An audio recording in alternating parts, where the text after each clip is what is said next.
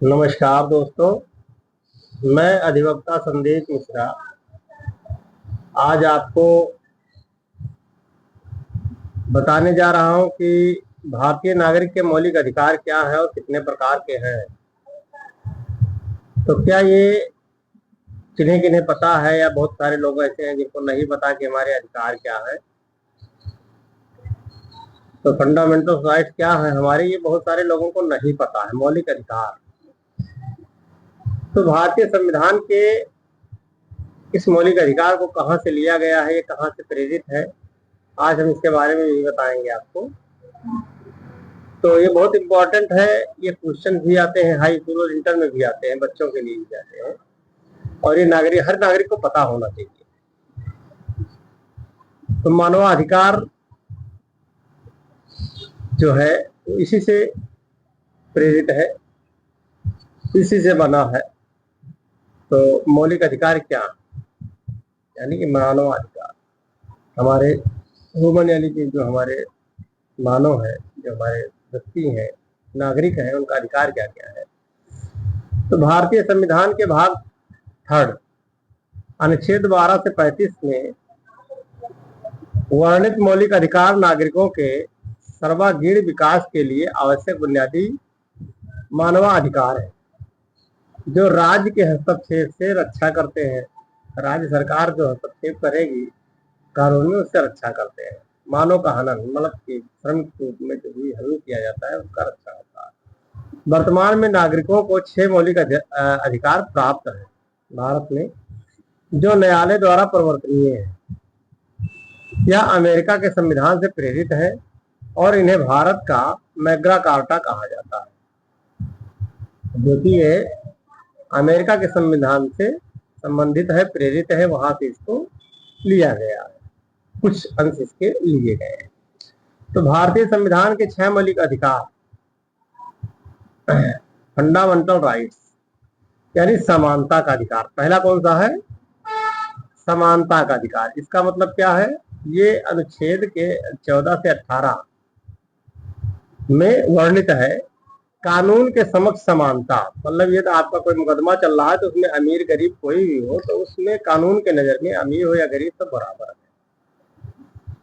भेदभाव का निषेध और अवसर का समानता, मतलब यदि कोर्ट में कोई है तो भेदभाव ना हो, नहीं होना चाहिए उसके साथ, और ना होता है। और अवसर की समानता, जितना उसको सुनने का मौका दिया जाता है उतना एक गरीब आदमी को भी दिया जाता है, उतना अमीर को भी दिया जाता है। तो सुनने का अवसर सबको मिलता है। तो समानता का अधिकार, मतलब हर जगह आपको समानता, ना अमीरी ना गरीबी, चाहे पढ़ा लिखा हो या अनपढ़ हो या अमीर हो या गरीब, आपको अपनी बातें रखने की पूरी समानता है। एकदम बराबर है। यहाँ कानून आपके लिए एकदम बराबर है। गरीब के लिए दूसरा, अमीर के लिए दूसरा, ये नहीं। हाँ, भले वो पैरवी ना कर पाए, पीछे हो जाए, अलग बात है। एक कानून का जो निर्णय है गरीब अमीर देख के नहीं। दूसरा है स्वतंत्रता का अधिकार। पहला है समानता का अधिकार और दूसरा है स्वतंत्रता का अधिकार। अनुच्छेद 19 से 22, अनुच्छेद 19 से 22 भाषण, अभिव्यक्ति, संघ बनाने का, मतलब आप कुछ बोल सकते हैं, चाहे भाषण देते हैं, स्पीच में कुछ भी कह सकते हैं, इसकी आपको स्वतंत्रता है, आजादी है। अभिव्यक्ति, अपने मन की बात व्यक्त कर सकते हैं। संघ बनाने, यानी कोई समूह या संघ या जिसे कोई संस्था बनाना, उसकी आपको पूरा आजादी है। और जीवन को व्यक्तिगत स्वतंत्रता, यानी आप अपने जीवन को अपने स्टाइल से जी सकते हैं, इसका आपको पूरा व्यक्तिगत स्वतंत्रता है कि हम आज कुर्ता पजामा पहनेंगे कि पैंट शर्ट पहनेंगे कि कच्छा और टी शर्ट पहन के घूमेंगे, तो ये आपको पूर्ण स्वतंत्रता है, जीवन की स्वतंत्रता। अब जैसे देखिए आप, हम बैरागी जीवन जिएंगे कि गृहस्थ जीवन जिएंगे, ये आपको स्वतंत्रता है। बस आप किसी के साथ गलत न करें। इसका मतलब ये नहीं कि आप अपने जीवन को जीने के लिए किसी के साथ जाए छेड़खानी करने लगे, किसी माताओं बहनों के आबरू से खेलने लगे, ये नहीं। इसका स्वतंत्रता, आजादी आपको नहीं है। आपको अपने जीवन को, अपने लाइफ स्टाइल को जीने की आजादी है। आप कैसे जीना चाहते हैं, बड़े बड़े बाल रख के जीना चाहते हैं, बड़ी बड़ी दाढ़ी रख के जीना चाहते हैं, बड़ी बड़ी मोछे रख के जीना चाहते हैं, यह भी नहीं रखना चाहते हैं, मतलब वो आपकी जिम्मेदारी है। आप कैसे जीना चाहते हैं वो आपके ऊपर निर्भर करता है। तो जीवन की स्वतंत्रता जो है, ये दूसरा, स्वतंत्रता का अधिकार। तीसरा है शोषण के विरुद्ध अधिकार। तीसरा पॉइंट है शोषण के विरुद्ध अधिकार। अब ये अनुच्छेद 23 से 24 यानी 23-24 मानव तस्करी, शोषण के विरुद्ध अधिकार। अब पता चले आपको किसी व्यक्ति को ले गए, उसको बेच लिए और होटल में उसको बेच के आप चले आए, तो पता क्या चल रहा है कि वो बिक गया, तो उससे काम लिया जा रहा है, खूब दबा के काम लिया जा रहा है। तो क्या हुआ, मानव तस्करी हुआ, इसकी आजादी आपको नहीं। शोषण के विरुद्ध अधिकार, आपका शोषण नहीं होना चाहिए। बेगार, मतलब आप सरकार से काम मांग सकते हैं, आप बेकार घूम नहीं सकते। और बाल श्रम पर रोक, मतलब कोई बालक है 18 साल से कम उम्र का है, नाबालिग है, तो उससे आप कोई श्रम वाला काम यानी कि कोई कार्य नहीं करवा सकते, कहीं नौकरी पेशा नहीं करवा सकते।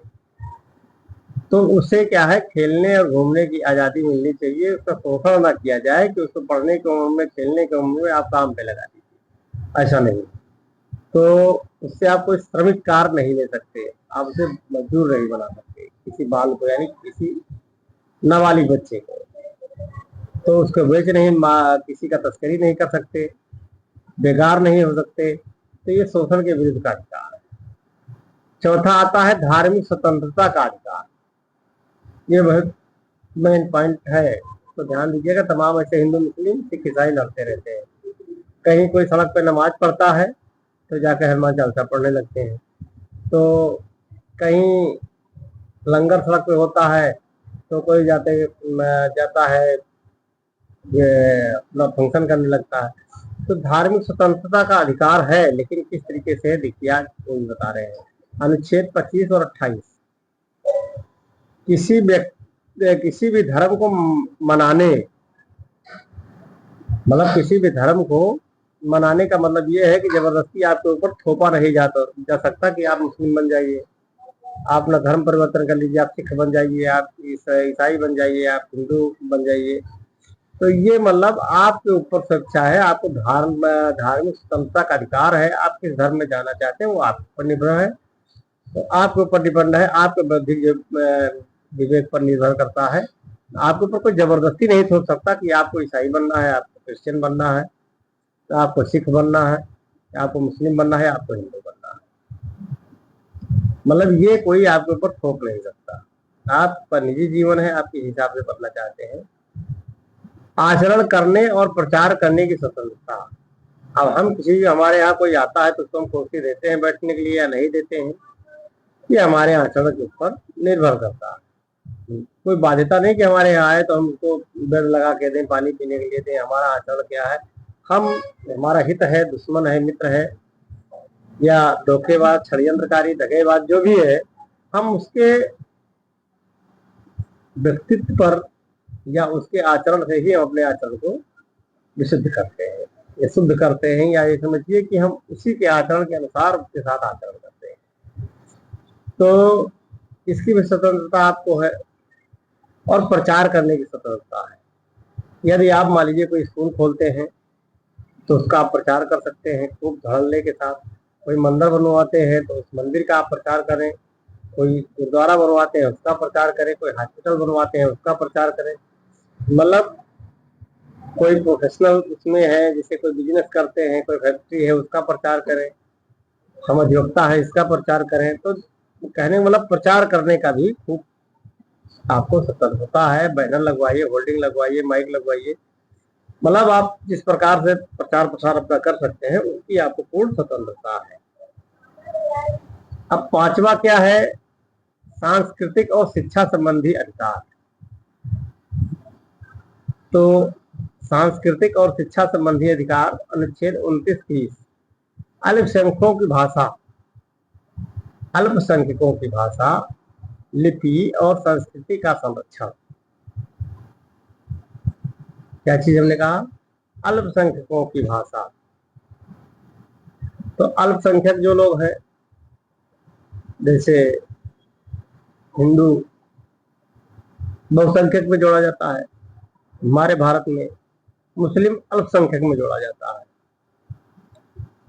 जबकि सत्यता यह है कि अल्पसंख्यक में जैन धर्म है, बौद्ध धर्म है, सिख धर्म है, ये अल्पसंख्यक है।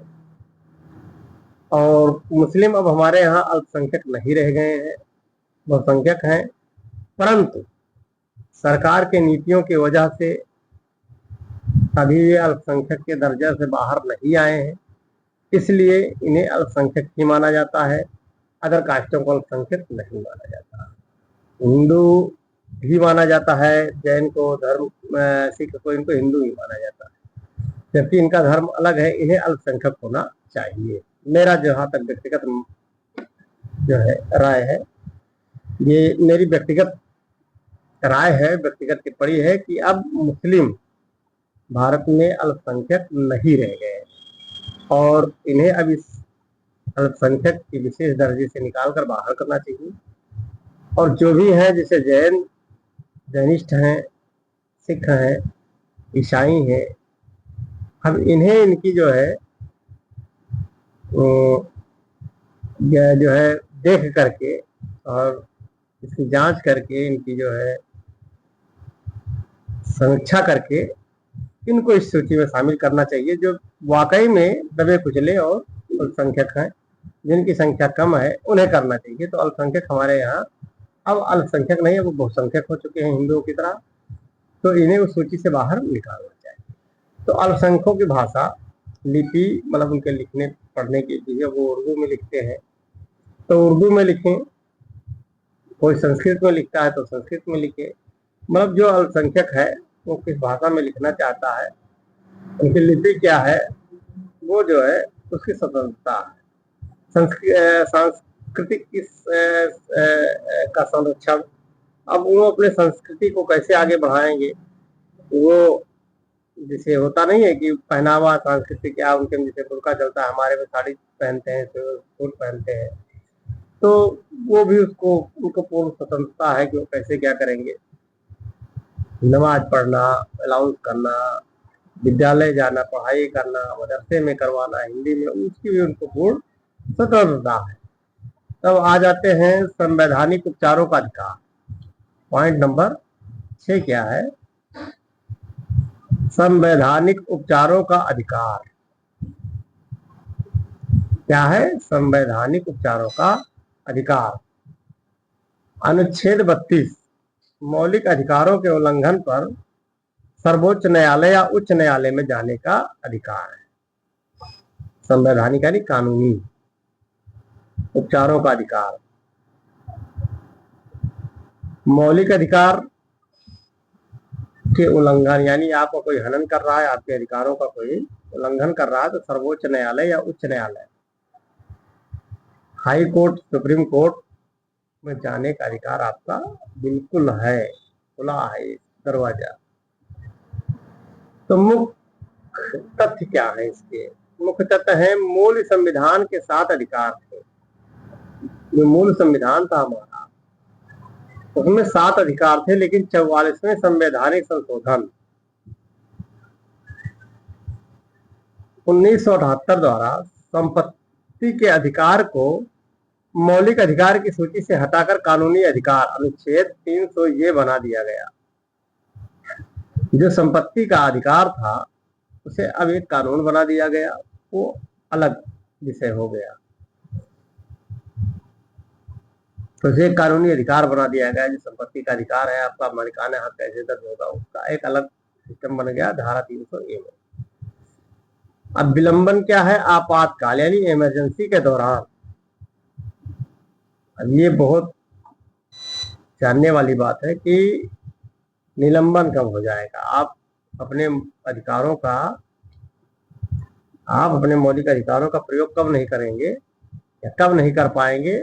आपातकाल यानी इमरजेंसी, जैसे 84 में कांग्रेस सरकार ने लगाया था इमरजेंसी, उनके सरकार को खतरा थी, उस समय लगाई गई थी। उस समय सभी को जेल में डाल दिया गया था, सबको नजरबंद कर दिया गया था, सब पूरे देश में कर्फ्यू लग गई थी। तो उस समय आप किसी का कोई अधिकार नहीं रह जाता। यानी आपातकाल इमरजेंसी के दौरान राष्ट्रपति द्वारा अनुच्छेद 20 और 21 को छोड़कर अन्य मौलिक अधिकार निलंबित कर लिए जा सकते हैं। मतलब 20 और 21 को छोड़ करके सभी को निलंबित किए जा सकते हैं। मतलब सारे जो अधिकार है आपके वो खत्म कर दिए जा सकते हैं। अब विशेषता ये है कि अधिकार न्यायोचित हो, यानी इसके उल्लंघन पर आप अदालत जा सकते हैं, परंतु तब तक आपको मौका मिलेगा। तो कहने का मतलब है कि भारतीय संविधान के 6 मौलिक अधिकार हैं, फंडामेंटल राइट्स, जो कि आप लोगों को प्राप्त हैं। अपने अधिकार के बारे में जानें। और वीडियो कैसी लगी इसके बारे में जरूर बताएं। जय हिंद, जय भारत। चैनल पर नए हैं तो सब्सक्राइब जरूर करें। Thank you.